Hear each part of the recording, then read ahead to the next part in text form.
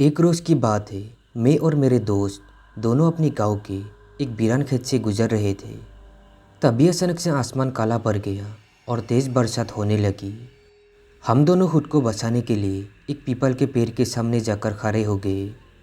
तभी अचानक एक ऐसी घटना घटी जिसे सोचकर मैं आज भी सहम जाता हूँ। हमारे सामने बिजली की एक तेज़ चमक के साथ ही जोर की आवाज़ आई और मानो हमारे आंखों के सामने अंधेरा छा गया हो। थोड़ी देर बाद जैसे ही आंखों ने थोड़ा धुंधला सा देखना शुरू कर दिया, तभी मेरी नज़र सबसे पहले अपने दोस्त पर पड़ी। उसकी आंखों में एक अजीब सी चमक थी और हाथों की दोनों मुट्ठियाँ कस के बांधी हुई थी। वो मुझे ऐसी नज़रों से देख रहा था मानो मैंने कभी उसकी लुगाई को हड़प लिया हो। वो मेरी तरफ देखकर हंस के बोल रहा था, मेरे खेत की मकई आज नहीं काट पाओगे, आज पुराना हिसाब तो बराबर करूँगा ही। तुमने मेरी ज़मीन हड़प कर सामने वाले खेत में मुझे दफना दिया था ना, आज मैं तुम्हें भी वैसी ही मौत दूंगा। उसकी बातों को सुनकर मैं सुन रह गया। मैंने सोचा, भला क्या हो गया है इसे, ये ऐसा बर्ताव क्यों कर रहा है। मैंने उसका नाम सोमराजन कहकर पुकारा और थोड़ा हिम्मत के साथ कहा, पगला गए हो क्या, क्या बोले जा रहे हो। तभी मेरे दोस्त ने कहा, आज ही तो होश में आया हो नटराजन, तुम्हारी मौत मेरे हाथों की शोभा बढ़ाएगी। उसकी बातों को सुनकर मेरे शरीर के सभी अंग स्थिर हो गए और सभी बाल खड़े हो गए। मुझे अब विश्वास हो गया था कि ये मेरा दोस्त सोमराजन की बोल नहीं है, क्योंकि मेरा नाम खिलावन लाल था।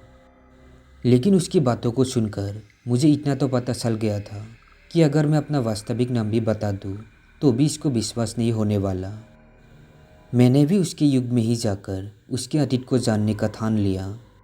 मैंने उससे कहा, भला मैंने तुम्हारे खेत से मकई कब काटी थी, कुछ भी बोले जा रहे हो। मुझे कहा फुर्सत अपनी खेती बाड़ी से जो तुम्हारा ज़मीन हड़प जाओ। मेरे पास भी 2 सवा 2 बीघा ज़मीन है जिससे अपना गुजारा हो जाता है। मेरी इस प्रकार के बोलने के बाद मानो उसके सिर पर खून सवार हो गया।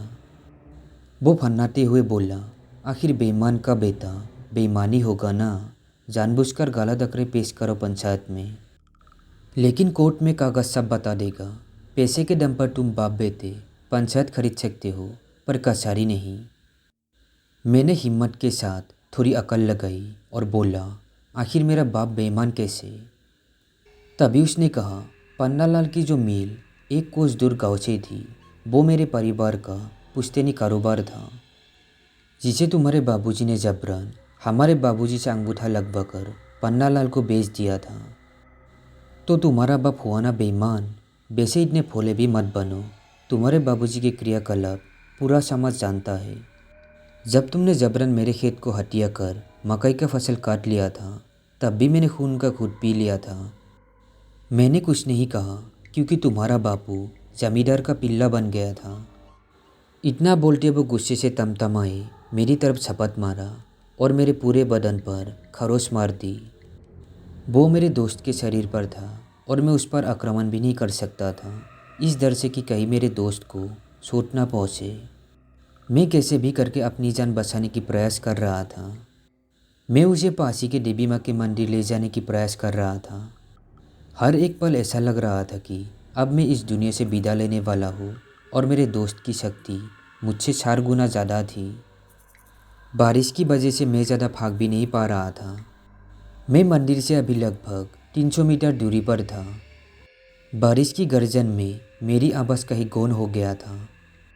मैं चिल्लाए जा रहा था लेकिन कहीं से कोई आशा की उम्मीद नज़र नहीं आ रहा था। मेरे दोस्त जो कि अभी कोई और था, वो किसी कसाई की तरह मेरे प्राण के पीछे पड़ा था। मैं चिल्लाते चिल्लाते अधमरा सा हो गया था। मेरे आंखों के सामने अंधेरा छा गया और उसका खूनी चेहरा और अजीब सी डरावनी आंखों को देखते मैं खुद को मौत के दरवाजे पर बेहोशी की हालत में चला गया। जब मेरी आंख खुली तो मैं अपने घर के बिस्तर पर माँ की गोद में खुद को पाया। मेरे सामने पंडित जी और मेरा दोस्त था। अपने दोस्त को देखकर मैं कस के सीखा और अपनी माँ में लिपट गया। माँ के थोड़ी देर तक सांत्वना देने के बाद मैं शांत हुआ। मैं थोड़ा हिम्मत से रोते हुए पंडित जी से बोला, मैं बस कैसे गया। उनका उत्तर था, बला टल गई, तुम्हारा दोस्त अब ठीक है, माँ काली ने तुम्हारी रक्षा की। मेरा दोस्त मेरी ओर बढ़ा और बोला, दोस्त जान बचाने के लिए शुक्रिया। मुझे नहीं पता था कि मुझे क्या हुआ था, लेकिन ये जीवन तुम्हारा आभारी रहेगा। तो दोस्तों हमारी आज की ये कहानी कैसी लगी कमेंट में ज़रूर बताना। साथ ही मेरे चैनल को सब्सक्राइब ज़रूर करना।